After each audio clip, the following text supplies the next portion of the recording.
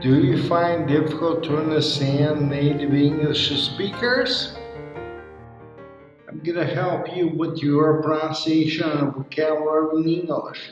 My name is Roger, and I'm your Canadian friend.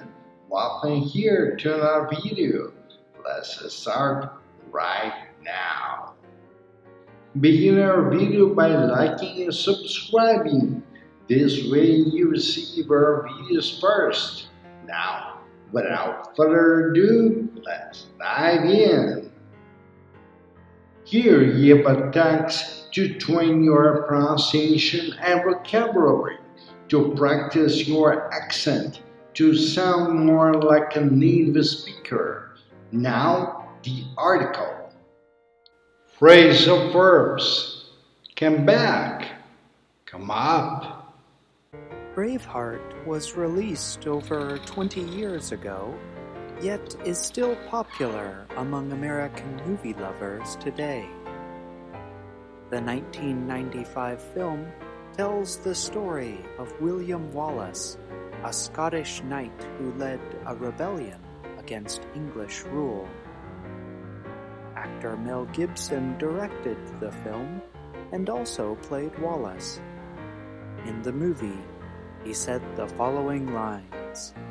Would you be willing to trade all the days from this day to that for one chance to come back here and tell our enemies that they may take our lives, but they'll never take our freedom? Today, we will explore Gibson's statement. Specifically, we will study how he used a very common phrasal verb. But first, let us begin with a few definitions.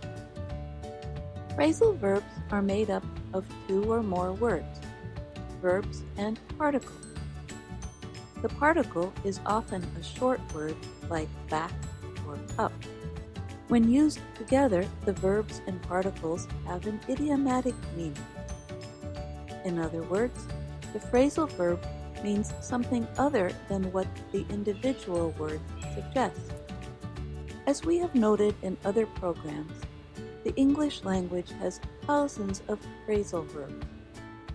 The good news is that some phrasal verbs are more common than others are. Norbert Schmidt and Melody Garnier are language experts. They developed a list which ranks the most common phrasal verbs. They call it the FAVE list. We talked about some of the most common phrasal verbs in another everyday grammar program. Today, we will explore two common phrasal verbs. They both have the verb come. They are come back and come up. Schmidt and Garnier put come back at number 3 on their list.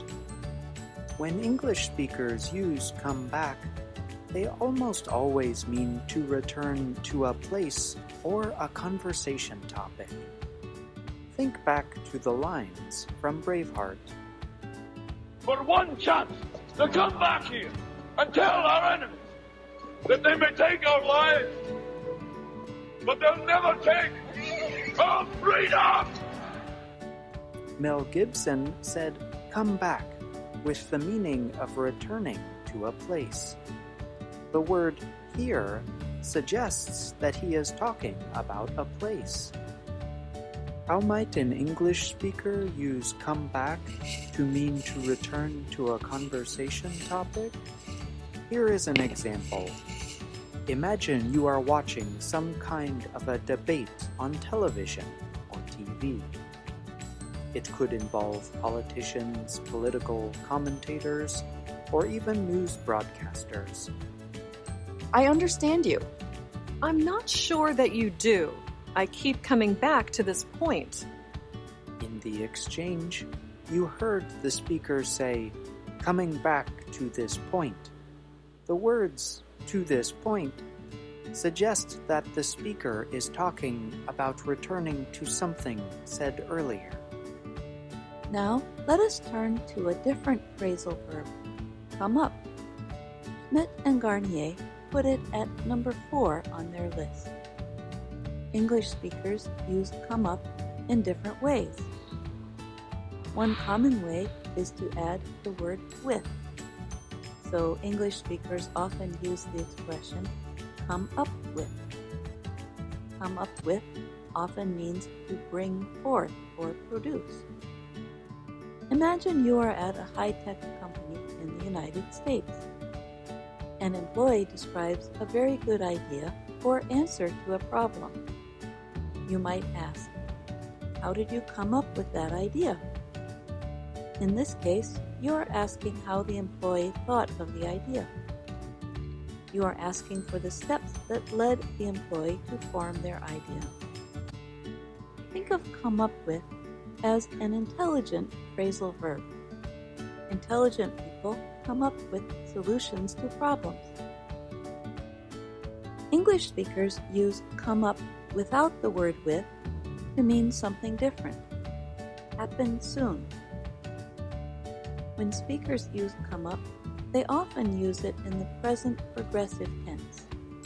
For example, TV or radio broadcasters often say, a new program is coming up, or a shocking interview is coming up after the break. In both cases, the speaker is using coming up to suggest that something will be happening soon. The verb tense can also give you an idea about what they are suggesting. Now, let's come back to our main subject, phrasal verbs. Learning phrasal verbs is not easy, but you can make the learning process easier by studying and using small numbers of them at a time. Over time, you will slowly build up a set of many phrasal verbs that you can understand and use. How should you practice with them? You could start by coming up with examples of your own. And that's Everyday Grammar. I'm John Russell. And I'm Jill Robin. Remember to go to the description. You have links to Canadian companies searching for employees outside of Canada. Now, the difficult words. Now, difficult words. Like, now. A soldier in the past who had a high social rank and who fought while riding a horse and usually wearing armor. Rank, verb, to rate or place someone or something in a position among a group of people or things that are being judged. Conversation, noun. An informal talk involving two people or a small group of people. The act of talking in an unofficial way.